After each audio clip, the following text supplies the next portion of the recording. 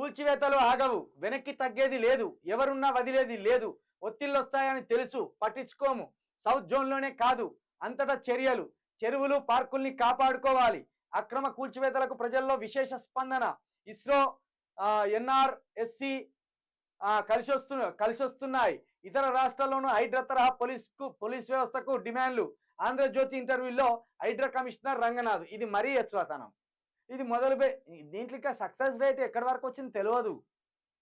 ఇప్పుడు మీరు ఈ దానం నాగేందర్ కబ్జా చేసిన భూమిని విడిపించి ప్రభుత్వానికి అప్పచెప్పిలా లేదా ఇంకా ఆ క్లారిటీ రాలేదు. దాడులు చేస్తున్న వార్తలు మాత్రమే ఇక్కడ వేస్తుండ్రు. దానం నాగేందర్ నుండి ఎంత భూమిని వెనక్కి తీసుకొచ్చిండ్రు అది కావాలి మాకు. దానం నాగేందర్ కబ్జా చేసిన భూమిని ఎంతవరకు మళ్ళా ప్రభుత్వం చేజిక్కించుకున్నది, ప్రభుత్వ భూమి కింద దాన్ని ఎప్పుడు జమ చేసిండ్రు అది కావాలి. అది తెలియక ముందే నాట ఇతర రాష్ట్రాల్లో కూడా మస్తు ఇంట డిమాండ్లు పెడుతున్నారట. ఇలాంటి హైడ్రో లాంటి ఒక పోలీస్ వ్యవస్థ కావాలి మాకు అని మొత్తం అన్ని రాష్ట్రాలు వస్తాయట. రంగనాథ్ గారు, మీరు చేస్తున్న చర్యలను మేము కూడా తప్పకుండా మిమ్మల్ని అభినందిస్తాం, సమర్థిస్తాం. హైడ్రో అనే ఆలోచన మంచిదే. అక్రమంగా ఎక్కడ కట్టడాలు కట్టినా, ఎక్కడ నిర్మాణాలు చేసినా, ఏ ప్రభుత్వ చెరువును కబ్జా పెట్టినా, ఏ ప్రభుత్వ పార్కు స్థలాన్ని కబ్జా పెట్టినా తక్షణమే మీరు అక్కడ వారిపోయి మీ టీం తోటి, హైడ్రా టీం తోటి అక్కడ దాడులు జరిపి ఆ స్థలాలను కాపాడి ప్రభుత్వానికి ఇవ్వవలసిందే. కానీ ఎంత సక్సెస్ రేట్ ఏది? ఇది పెట్టిందే మొత్తం సక్సెస్ రేట్ ఇప్పుడే వచ్చినట్టు మాట్లాడుతున్నారు. ఇది నమ్మలేని ముచ్చట.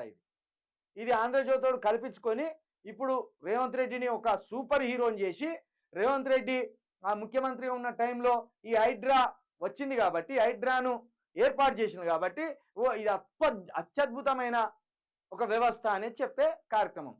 మీరేమన్నారు? దానం నాగేందర్ మీద రాత్రికి రాత్రే దాడులు జరిపి కేసులు పెట్టింది కదా, ఆ భూమి వెనకొచ్చిందో లేదో చెప్పలేదు. అదేవిధంగా పాత బస్తీకి సంబంధించిన ఒక ఎమ్మెల్యే మీద గట్లనే సీక్రెట్ ఆపరేషన్ చేసిండ్రు. ఆ కట్టడాలు మరి ప్రభుత్వం స్వాధీనంలోకి వచ్చినాయో లేదో తెలియదు. మరి ఎన్కన్వర్షన్ నాగార్జునకు సంబంధించి ఆ ఎన్కన్వర్షన్ అంతా అక్రమ నిర్మాణమే.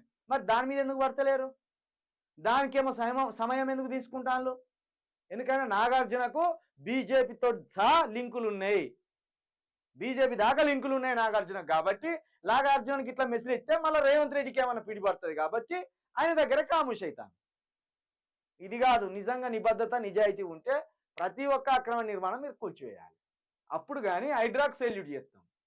అంతేగాని ఒకటి పట్టుకొని ఒకటి ఇడిచిపెట్టి, ఇంకా దానికంటే ముఖ్యంగా అయ్యప్ప సొసైటీ ఏందక్క 200-300 ఎకరాల భూమి ఆంధ్రలో అయింది.